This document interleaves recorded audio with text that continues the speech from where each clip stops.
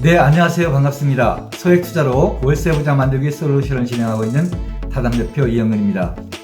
많은 사람들이 수익형 부동산을 취득하면서 도면 거래에 대해서 문의를 주셨습니다. 일반인들이 도면 거래를 하기에는 상당히 어려움이 많이 있습니다만 오늘은 도면 거래에 대해서 전 과정을 영상으로 준비해 왔습니다. 영상 시작 전 좋아요와 구독 부탁드리고 바로 영상 시작하겠습니다.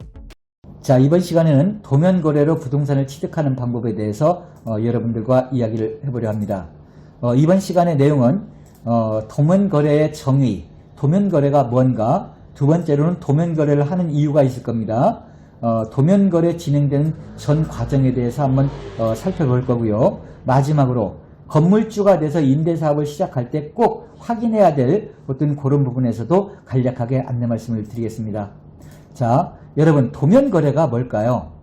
도면 거래란 말 그대로 완성되지 아니한 건축물을 도면을 보고 매매 거래하는 것을 갖다 도면 거래라고 합니다.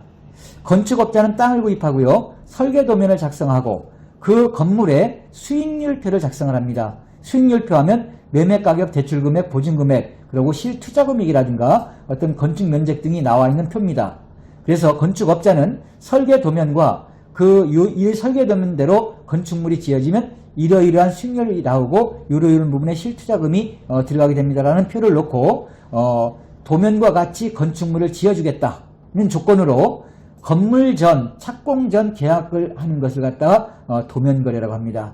이와 유사한 방법으로는 건축이 지금 진행되고 있어요. 이런 상황에서 매매가 된다고 하면 건축주 명의 변경을 통해서 매매를 하는 경우도 있습니다. 그러나 여러분, 이와 같은 형태는 자칫 잘못하면 미등기 전매가 될 수 있다는 것에 주의를 하지 않으면 여러분들 세금 폭탄을 맞을 수가 있습니다. 자, 그러면 사람들은 왜 도면 거래를 하게 될까요? 도면 거래를 하는 이유에는 여러 가지가 있을 수 있겠습니다만 가장 그 큰 이유는 좋은 입지 선점과 저렴한 매매 가격에 있다고 볼 수가 있습니다. 먼저 좋은 입지 선점이라는 것은 일반인들은 결정하기가 어렵겠습니다만 임대사업을 많이 해본 사람들은 입지가 얼마만큼 중요하다는 것을 알고 있기 때문에 입지가 좋다라는 얘기는 공실이 안 생겨요. 세입자들이 금방금방 들어오게 되고 일정한 수익률을 유지하기 때문에 임대사업에 있어서 입지는 가장 중요한 것 같습니다. 두 번째로는 매매 가격이 저렴합니다.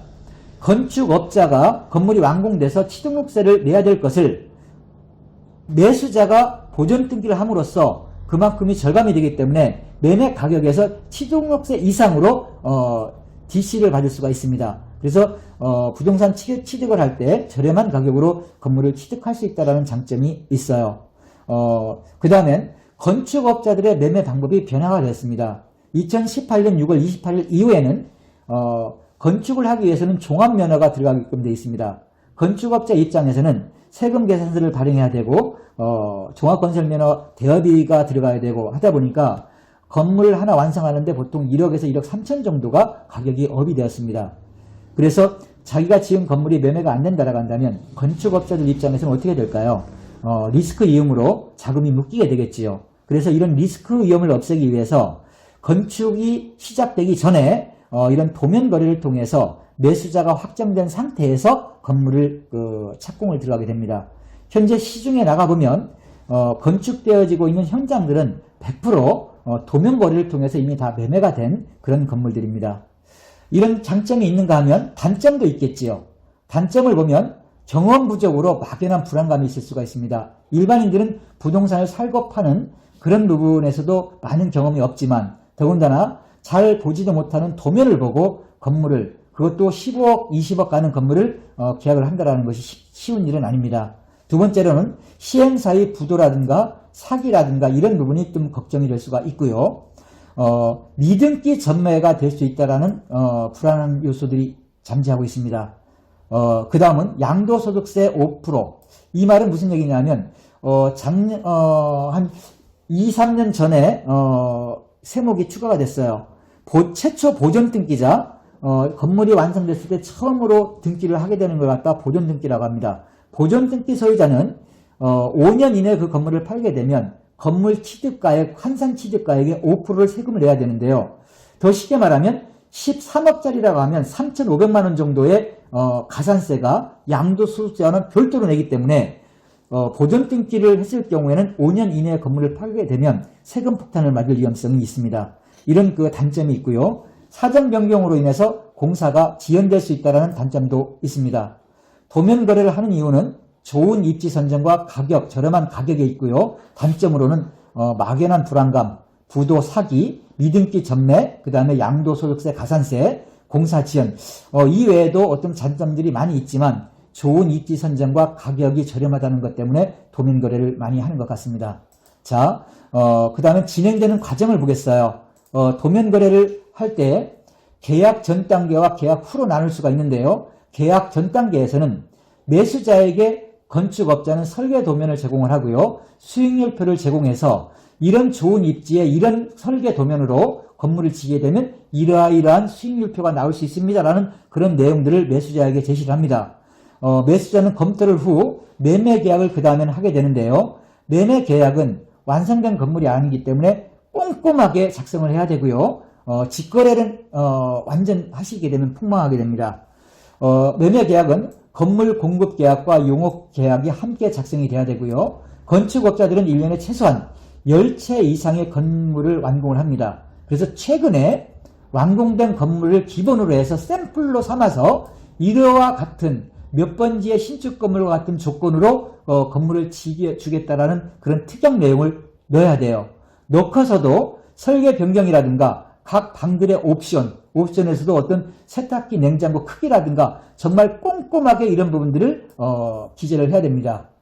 건축업자는 확정된 수익률표를 매수인에게 제시를 해야 됩니다. 이 확정된 수익률표는 나중에 건물이 완공이 된 후에 잔금 시의 기준표가 될 수가 있기 때문에 수익률표를 반드시 꼭 챙기고 확인해야 됩니다. 확정된 설계도면대로 이제 건축을 진행하게 됩니다. 매매 계약이 체결된 다음에 그 다음에는 이제 공사가 진행돼야 되겠죠.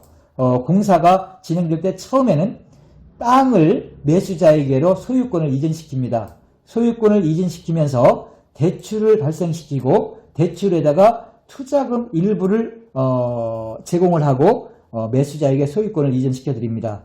대지의 소유권을 매수로 변경한 다음에는 건축업자는 토지 사용 승낙서를 요구를 할 수 있어요. 이것은 건축 허가라든가 대출 관련 서류 때문에 그렇습니다. 자, 토지 소유권이 넘어가서 건축 허가를 받고 그 다음에는 착공을 들어가게 되는데요. 착공을 들어가면 기존 주택이 있다라고 하면 기존 주택을 철거하면서부터 본 공사가 시작됩니다. 공사가 시작해서 완공까지는 7, 8개월 정도 소요가 되고요. 건축 허가는 매수자 명의로 신청을 하게 됩니다. 허가 받은 곳이라고 한다면 건축주 명의 변경을 통해서 공사가 진행이 됩니다. 공사가 진행이 돼서 7, 8개월 지나면 이제 완성된 건물이 나오겠죠. 완성된 건물이 나오면 이제 등기 이전을 하게 돼요. 등기 이전은 보존 등기로 이루어지고요. 매수자 이름으로 보존 등기, 최초 등기가 진행하게 됩니다. 보존 등기를 치를 때 등기 이전과 잔금은 동시 이행으로 진행이 됩니다. 그러나 모든 잔금을 다 주는 것이 아니고 하자 담보 책임비로 2천에서 3천 정도는 남겨두고 정산이 돼야 될 것 같고요. 정산 시점은 등기 이전과 동시에 하는 것이 대부분이지만 세입자를 맞춰줘야 되기 때문에 수익률표대로 임차인에게 세입자를 맞춰줘야 되기 때문에 완공 후 2, 3개월의 시간을 줍니다. 2, 3개월의 시간을 주지만 세가 빨리 맞춰지면 은행에 대출 이자를 갚고도 남는 시점, 단돈 100원이라도 은행 이자를 갚고서 남는 금액이 있다라면 그 시점에서 1차적으로 정산을 하게 됩니다. 보통 2개월 정도가 소요가 될 수가 있고요. 이렇게 해서 잔금 처리가 끝나면 임대사업자를 내야 됩니다. 임대사업자는 구청 건축과나 세무서에서 발행하는데요. 세무서에서 발행하는 임대사업은 의무입니다. 안 되면 과태료가 나와요. 그러나 구청에서 발행하는 이제 사업자는 임의사항이에요. 4년짜리가 있고 8년짜리가 있습니다. 임차인의 계약서 원본과 그 수익률표를 대조해서 수익률표도 세입자를 넣는지 그 계약서 원본을 보고 이제 확인을 해야 되고요. 계약서를 인수받게 됩니다. 이렇게 계약서를 인수받고 잔금 처리 정산이 끝나면 이제 우리 그 매수인들은 본격적으로 건물주로서 임대사업을 시작을 하게 되는데요.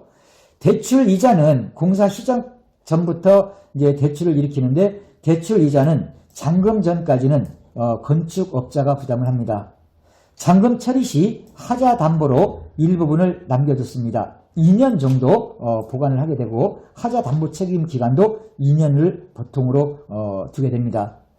건축 시작부터 준공까지 모든 비용은 건축업자가 부담을 해요. 설계비, 철거비, 감리비, 대출이자, 준공비, 기타 비용 다 건축업자가 부담합니다. 매매 가격에 이런 비용들이 다 포함되어 있다고 보시면 됩니다. 매매 가격에 추가로 비용이 들어갈 수는 없습니다. 단 내부 마감재라든가 외부 마감재 변경을 통해서 서로 협의가 된 부분에서는 비용을 추가로 내고서 좋은 마감재라든가 이런 부분으로 변경을 할 수는 있습니다.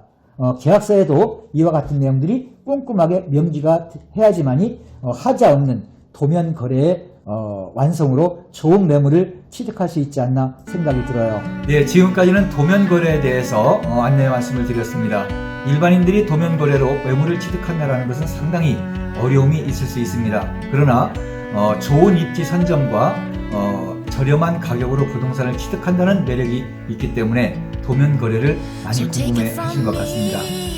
의문 나는 사항이 있으면 밑에 번호로 연락 주시면 최선을 다해서 답변 드리고요. 대전 수익형 부동산에 대해서 궁금한 사항이 있으면 언제나 환영합니다. 다음에는 더 좋은 영상으로 찾아뵙겠습니다. 감사합니다.